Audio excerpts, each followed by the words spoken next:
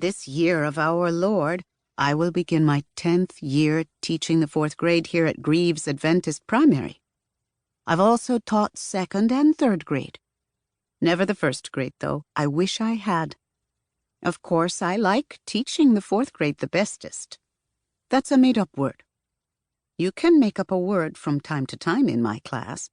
I don't mind, as long as you tell me you know the word is made up. My favorite dish is beef stroganoff. I like the gravy. My favorite color crayon is... Well, I can't decide on a favorite crayon, but I like tangerine and all the glitter tones. I love to go ice skating in the park on Montreal. My husband Timothée works for a firm that makes drawings that show workers how to put together bridges and ice skating rinks and the buildings at airports. My son's name is Etienne. He attended primary school here at Greaves Adventist, but now he is in the 10th grade at Brat Argonne International. Etienne is much taller than I am. He is this tall.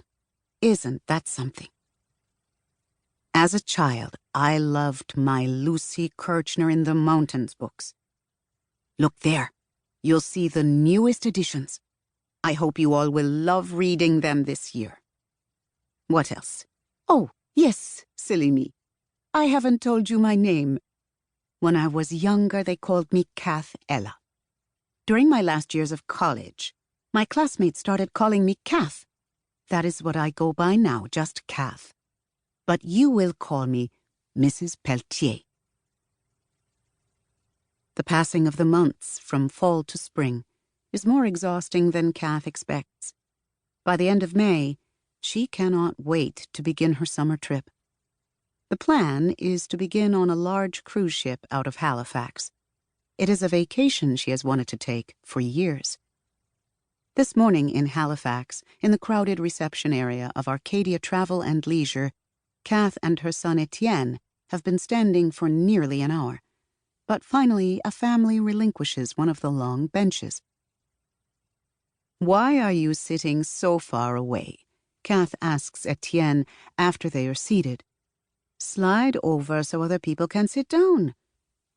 When Etienne moves closer, Kath grabs a brass button on the leather bomber jacket draped over his shoulder and lifts one side. Underneath, the small red and gray snake wrapped around Etienne's thin wrist lifts its head and flicks its tongue. Kath glances around the waiting area.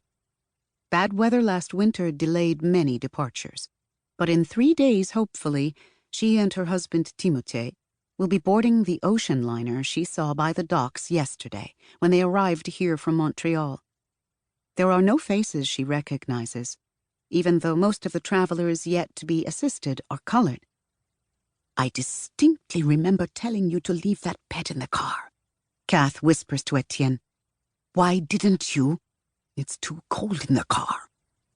"It's quite pleasant outside." "Not for a snake." Kath lets go of the button and opens her purse.